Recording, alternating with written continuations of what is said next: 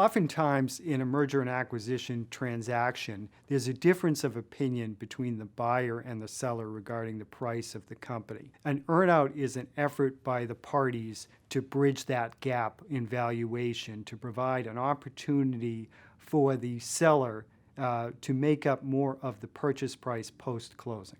The buyer and the seller will agree on certain metrics or performance goals that need to be accomplished post-closing through an earnout mechanism to allow a seller potentially to earn more or receive more consideration in the transaction.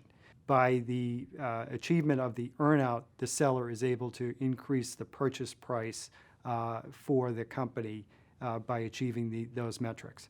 The buyer and the seller oftentimes negotiate, and this is where counsel becomes involved, and you really need to rely on counsel here to negotiate the performance metrics that need to be achieved.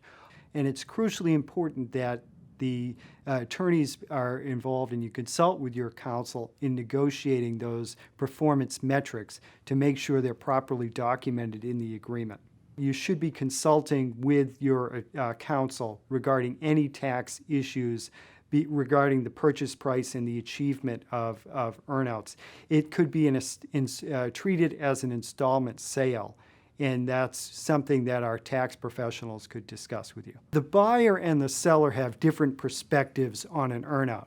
From a seller's perspective, the seller wants to maximize the opportunity to achieve the earnout and to have as much control over that process as possible. The buyer is looking to maximize its control on running the business going forward. So there's a real dynamic going on between the buyer and the seller as to who controls the achievement of the earnout and who controls the business or that particular business unit moving forward. And we often counsel people not to do earnouts in transactions, that they're better off trying to get as much of a purchase price as possible, because from a seller perspective, it can be difficult to achieve an earnout.